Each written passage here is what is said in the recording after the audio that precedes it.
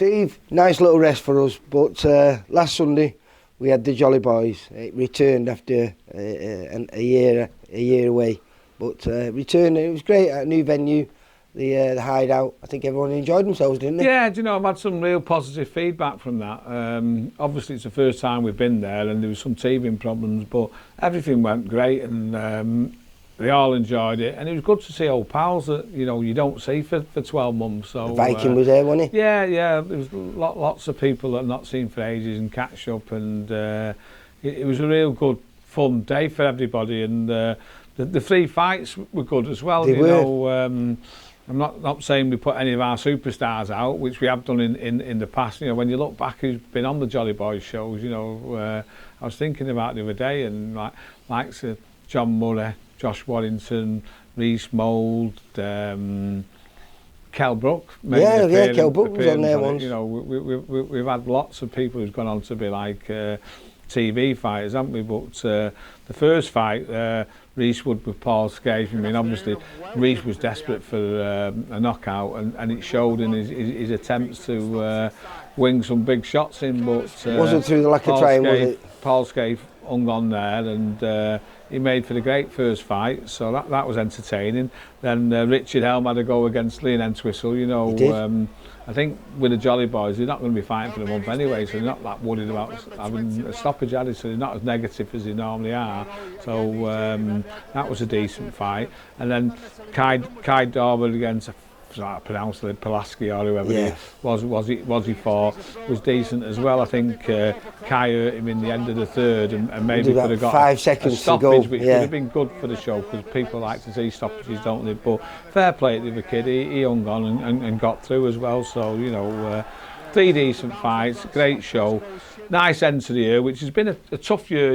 It's been an hard year, but it's been one where we've moved forward as a business, and we did shows, we talked sport and boxing news on the streaming, and I think next year we're going to link in a little bit more with boxing news and put some good shows together. I had an investor in there who's opened up 1111 management company to look after sports people in various areas, but in the boxing he's going to be working with the VIP fighters, and he's going to sponsor some big shows to go out on the boxing news things. So we'll be doing his shows in association with 1111, going on the boxing news platform, and our first attempt got 30,000 viewers. So it did, yeah. Over to I think about 34,000. Right. So the intention is to build upon that and put some really big shows there. Obviously, we've got a lot of fighters, so we'll be doing our normal small hall shows, because I'm not classing them as small hall, because they'll be like proper productions, and we'll have a couple of title fights on each one. They're going to be proper events, but the small halls where we've got to do the learning of the kids, they'll be still going. And 2024, I think it was great that on one of our shows we managed to get Brad Ray a title, a Commonwealth silver. Fantastic performance as well.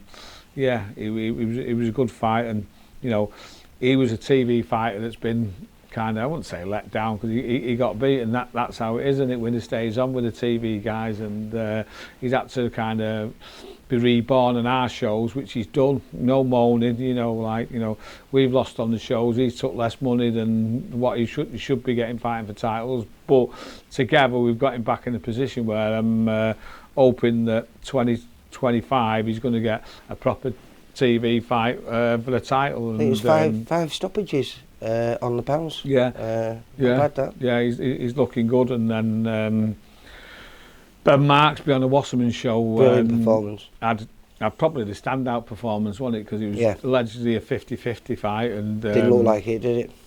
He never got hit in the first round and took him out in the second round, and I think that was his first stoppage as well. It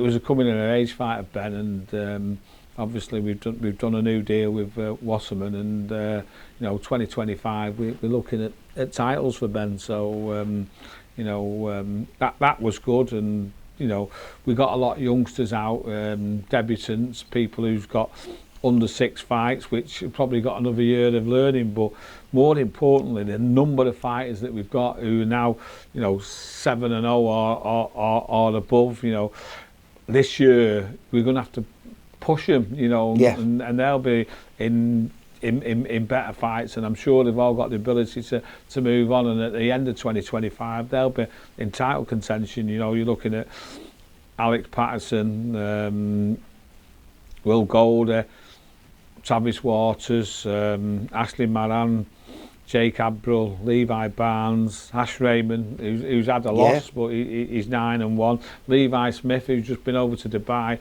in a real tough fight and pushed him all the way, and he's 9-1. And then you've got Jack Murphy, Thomas Ferry, they're both 7-0. Lennox Livko 10-1.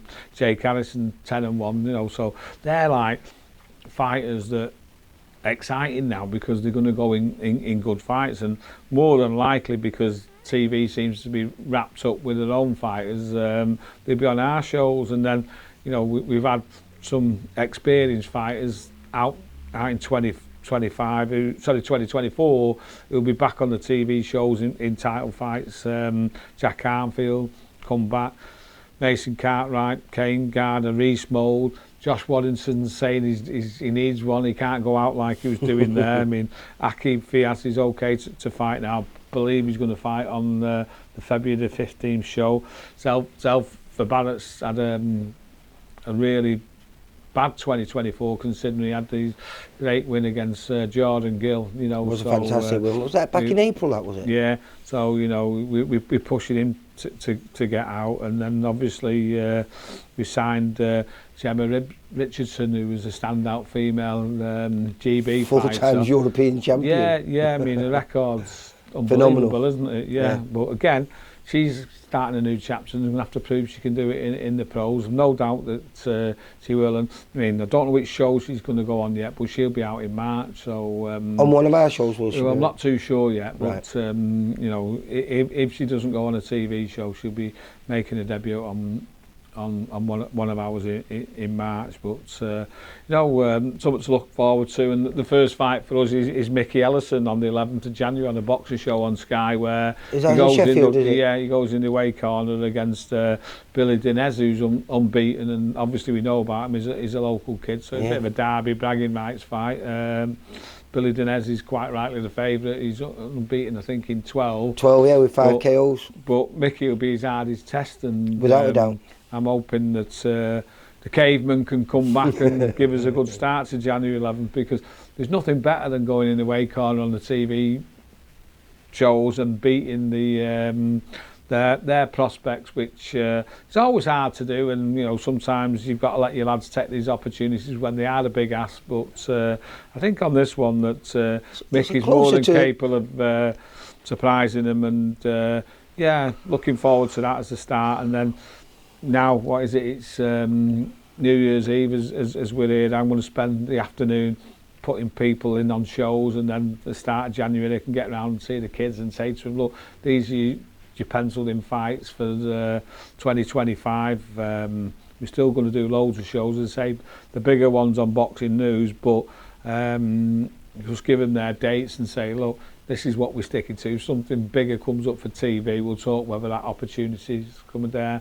And obviously, the new investor wants us to grow as a business and get some TV shows ourselves. And so, really and truthfully, that's my big goal and ambition for 2025, is to come out of here with a TV deal where we can not just be managing kids, but we can be promoting good kids in the country and putting good shows on for all the masses to watch, because I believe there's a gap for a good promoter, and I'm sure we can fill it.